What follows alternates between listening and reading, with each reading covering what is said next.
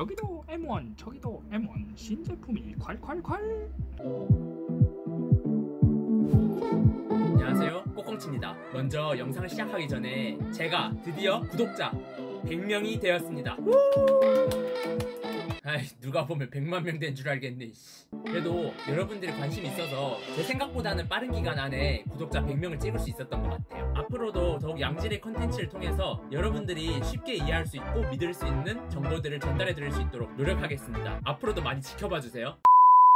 자, 2021년 첫 애플 이벤트가 한국 시간으로 4월 21일 새벽 2시에 있었죠. 업로드가 늦어진 만큼 애플 이벤트 스프링 로디드 3가지 핵심 포인트와 나머지들로 정리해서 깔끔하게 훑어보겠습니다. 오늘 중점적으로 살펴봐야 할 3가지 핵심 포인트들은 에어태그, M1 아이맥, 그리고 M1 아이패드 프로입니다. 더더욱 핵심만 필요한 분들을 위해서 밑에 타임라인도 준비해두도록 할게요. 첫 번째는 그동안 루머만 가득하고 언제 공개할지 깜깜무소식이었던 에어태그입니다. 삼성의 갤럭시 스마트 태그와 비슷한 역할을 하는 제품으로 블루투스 범위 안에서는 아이폰 11부터 탑재된 U1 칩을 통해서 물건의 정확한 위치도 알 수 있고, 이것도 모자라면 내장된 스피커를 통해서 소리를 울려서 찾을 수도 있습니다. 이 제품의 작동 방식은 조금 신기한데요. 블루투스나 U1도 사용되지만 전국, 더 나아가 전세계에 퍼져있는 애플 기기들이 애플 태그의 신호를 감지하고 이를 통해 더욱 정확한 위치를 알려주는 기능이 있습니다. 열쇠나 차키, 백팩, 더 나아가 반려동물 목줄 같은 곳에도 활용할 수 있을 것 같네요. 지름 31.9mm, 두께 8.0mm에 무게는 11g으로 부담스럽지 않은 크기와 무게라 어디에나 부담없이 장착할 수 있고,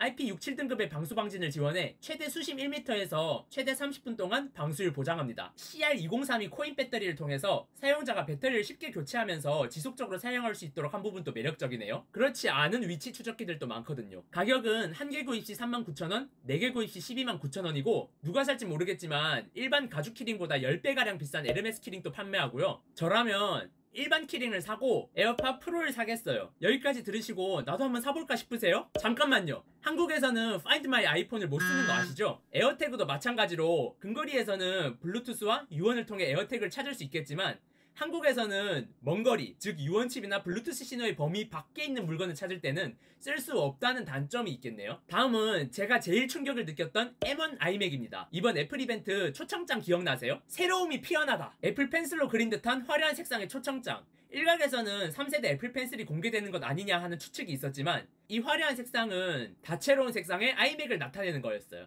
이번 아이맥은 아이맥 G3 시절의 화려한 색상들을 생각나게 하는 7가지 밝은 색상으로 공개되었는데요. 그린, 핑크, 실버, 오렌지, 옐로우, 퍼플이 바로 그 색상입니다. 이번 M1 아이맥은 완전히 새로운 세대를 여는 아이맥으로 볼 수 있는데요. 첫째로 디자인이 싹 바뀌었습니다. 디스플레이가 21.5형에서 24형으로 변경되면서 베젤이 크게 줄었고 해상도가 4K에서 4.5K로 늘어났습니다. 설계상의 문제로 하단 베젤이 여전히 남아있게 되었지만 베젤을 이만큼이나 남겨놓고 애플 로고는 빼버렸습니다. 색상은 투톤으로 이루어져 있는데요. 후면과 옆면의 색상이 동일하게 진한 색상, 전면 하단 베젤과 스탠드의 색상이 조금 더 연한 색상으로 투톤을 이룹니다. 둘째, M1 칩을 탑재함으로써 성능은 물론 개선된 내부 설계와 슬림한 외형도 가질 수 있게 되었습니다. 두께가 14.6cm 밖에 안 되고 무게는 4.46kg 밖에 되지 않아요. 몇몇 분들은 이 극도로 슬림해진 이번 아이맥을 싫어하는 분들도 많으신데 미니멀하고 깔끔한 디자인을 선호하고 슬슬 익선인 저는 이번 아이맥이 더 마음에 들더라고요. 이젠 너무 얇아져서 그냥 거치대에 올려놓은 24인치짜리 아이패드 같지 않아요?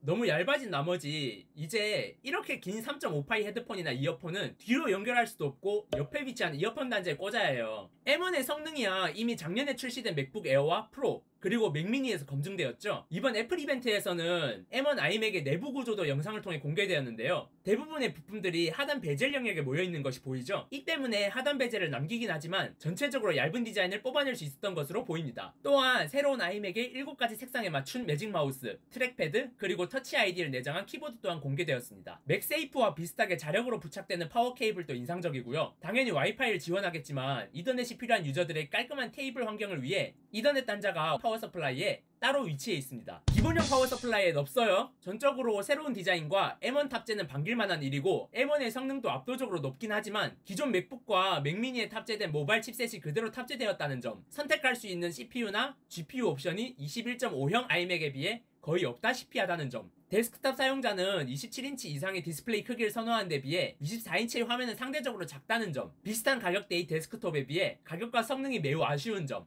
SD 카드 슬롯, USB-A 단자 등 아직도 일반적인 사용자층에서는 사용되고 있는 단자들이 없어지고 USB-C 단자 2개 혹은 옵션에 따라 4개밖에 사용할 수 없다는 점, 밝은 색상의 하단 베젤과 흰색의 나머지 베젤이 모니터 색감에 영향을 줄 수 있다는 점은 이번 M1 iMac의 단점으로 꼽고 싶네요. 세 번째, M1이 탑재된 아이패드 프로입니다. 아이패드와 아이폰에는 그동안 A 시리즈 애플 실리콘이 탑재되어 왔지만 이번에 새로 공개된 아이패드 프로에는 맥북과 맥미니에 탑재되었던 바로 그 M1이 탑재된 거예요. 물론 그만큼 비약적인 성능 향상이 있겠지만 여기서 드는 의문점은 바로 그거예요. 전세대 아이패드 프로에서 쓰였던 A12Z 바이오닉도 이미 아이패드 프로에 쓰기에는 충분한 성능 같은데 굳이 M1을 탑재해야 했나 싶은 거죠. 너무 오버스펙이 아닌가 싶어요. 태블릿 경쟁 제품들이 따라잡을 생각도 못하게 뿌리부터 싹둑 잘라버리는 느낌이기도 하고요. 이 정도면 정말 끝판왕이라고 할만하네요. 다만 태블릿 특성상 쿨러는커녕 맥북 에어에도 달려있는 방열판도 없어서 발열로 인한 다운클럭이나 스로틀링이 어느정도 있을 것으로 예상됩니다. 단자는 여전히 USB Type-C지만 썬더볼트 컨트롤러를 내장하고 있는 M1 칩 덕분에 썬더볼트 3와 USB 4를 지원할 수 있게 되었습니다. 최대 2TB의 저장 공간을 지원하고 5G 통신을 지원하며 공개된 2개의 아이패드 제품 중 12.9형만이 애플 제품 최초로 미니 LED 디스플레이를 탑재하게 되면서 미니 LED를 10,000개나 넣어서 OLED 부럽지 않은 명암비 100만 대 1을 구현했고 일반적인 상황에서는 최대 1000니트, HDR 컨텐츠 재생 시 피크 밝기는 최대 1600니트까지 올라가며 2596개의 로컬 디밍 존을 갖춰서 무지막지한 화질을 보여줄 것으로 기대되네요.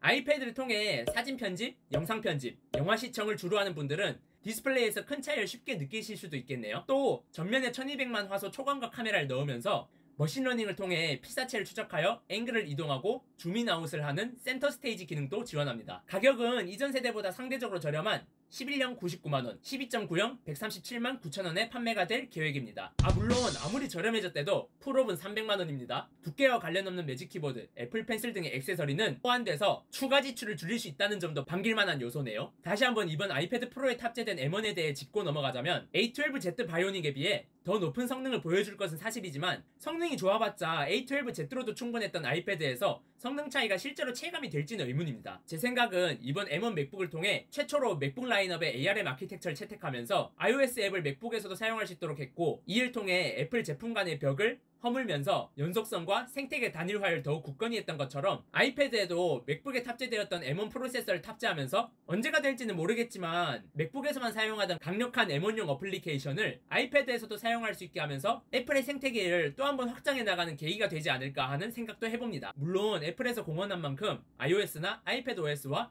맥OS의 통합은 없겠지만요. 기타 사항으로는 한국에서 서비스되지 않는 애플 TV 4K와 새로운 리모컨의 발표도 있었고 가수 아이유씨가 좋아할 법한 보라색 아이폰 12도 함께 공개되었으니 관심 있으신 분들은 한번 찾아보시길 바랍니다. 색깔놀이 하는 거 보니 아이폰 13은 좀 더 이따 나오겠네. 오늘은 이렇게 뒤늦게 4월 21일 있었던 애플 이벤트를 함께 살펴보았는데요. M1 칩 하나 잘 만들어 놓았더니 아이맥에도 쓰고 아이패드에도 쓰고 정말 쓸 곳이 많네요. 우리 팀쿡 형님 행복한 고민에 빠졌을 것 같습니다. 오늘 영상은 여기까지고요. 여러분은 새로운 아이맥의 외형은 어떻게 생각하시는지, 아이패드에 M1급 성능이 필요할지 혹은 기타 다른 궁금한 점들 댓글로 남겨주시고 오늘 영상이 재밌으셨거나 도움이 되셨다면 추천과 댓글, 제 영상을 누구보다 빠르게 남들과는 다르게 보시고 싶으신 분들은 알림 설정까지 부탁드립니다. 지금까지 꼬꽁치였습니다. 감사합니다. 안녕.